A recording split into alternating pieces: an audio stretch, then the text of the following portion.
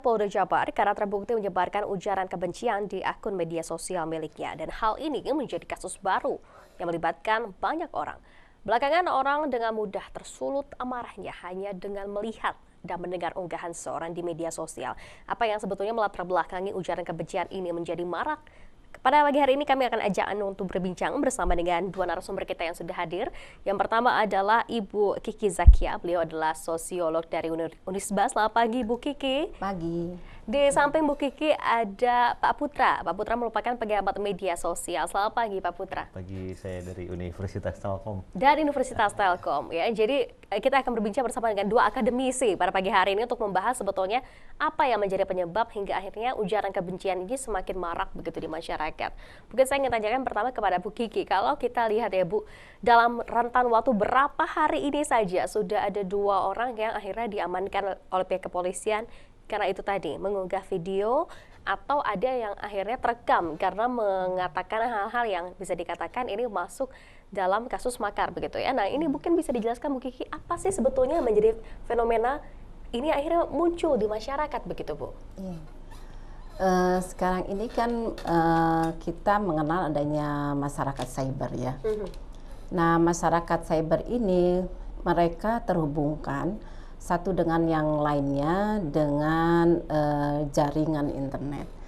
Nah, salah satu faktor yang membedakan antara masyarakat cyber dan masyarakat yang sesungguhnya, yang real, adalah bahwa identitas pada masyarakat cyber itu agak lebih sulit dibanding dengan masyarakat yang real.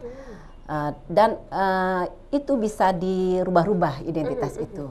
Sehingga ketika misalnya saluran komunikasi real pada masyarakat real itu kemudian buntu, lalu mereka mencari jalan keluar karena bagaimanapun juga komunikasi itu adalah desakan ya. Setiap orang itu memang punya naluri untuk berkomunikasi. Iya, gitu. betul. Kemudian keluarlah melalui kelompok masyarakat cyber itu. Nah, biasanya mereka yang melakukan atau terlibat dalam ujaran kebencian di kelompok masyarakat cyber adalah menengah ke bawah. Ada dua faktor. Faktor yang pertama karena ketidaktahuan. Nah, maksudnya dampak dari ujaran kebencian mengeluarkan emosinya dan sebagainya itu Mereka dia nggak tahu secara hukumnya. Ada juga yang mereka tahu dampaknya, tetapi karena mereka punya kepentingan.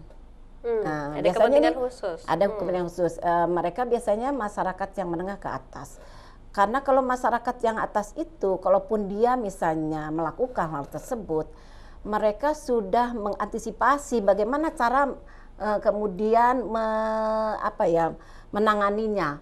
Sudah mengeluarkan, oh ini nanti misalnya responnya saya harus begini. Kemudian dia sudah menyiapkan misalnya di belakangnya ahli-ahli hukumnya, atau mereka menggunakan masyarakat tengah dan masyarakat bawah.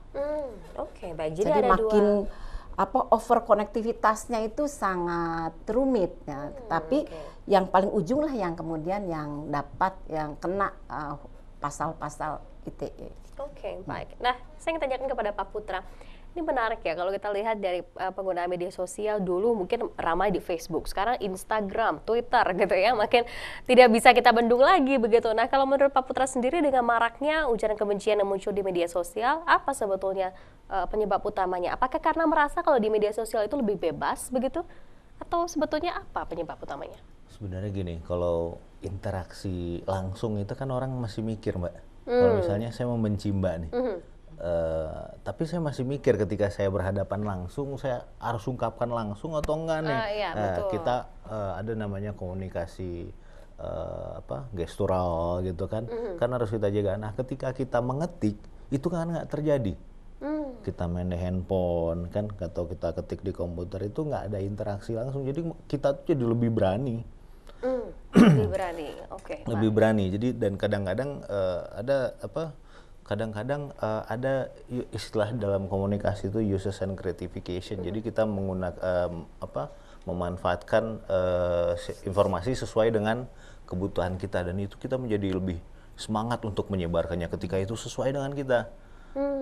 Ya, misalnya contoh ketika kalau dulu kan zaman dulu ketika orang anak muda zaman dulu lah, sangkatan saya sukanya baca majalah Hai. Nah, kalau sekarang kan enggak. Misalnya saya membela, sekarang kan yang jadi pecah itu karena ada kubu 1, kubu 2, kubu A dan B lah. Ya, saya nggak menyebut bahasa politik. Nah, biasanya karena itu sama dengan experience dia mempunyai kesamaan, similarity, dan dia langsung share aja. Gitu. Jadi sebenarnya teori-teori komunikasi klasik itu kayaknya siklusnya udah mutar lagi, cuma dengan teknologi yang berbeda. Oke, baik. Dengan teknologi berbeda dengan media sosial itu tadi gitu ya. Iya. Dan yang menarik kalau kita lihat di penggunaan media sosial itu banyak yang akhirnya seperti menggunakan momen politik, tahun politik ini sebagai ajang yang luar biasa untuk akhirnya menyurutkan amarahnya. Kalau Pak Putra dan Bu Kiki melihat hal itu atau tidak? Ya, saya melihat hal itu karena secara psikologi sosial, ya sebetulnya intinya dari sosiologi juga, bahwa setiap manusia itu kan membawa etos dan thanatos ya. Etos itu rasa semangat, kasih sayang dan sebagainya. Kalau thanatos itu misalnya benci dan sebagainya. Selama dia manusia, hal itu tetap ada. Lalu kan kemudian harusnya kita menempatkan kebencian itu pada apa misalnya? Pada misalnya keburukan, ya ketidakadilan. Kebencian itu ditempatkan pada tempatnya gitu. Nah, ketika kemudian tempatnya itu rusak, tempatnya itu kemudian ada hambatan, maka kemudian keluar, karena itu adalah menyatu dengan kemanusiaan itu sendiri. Ya.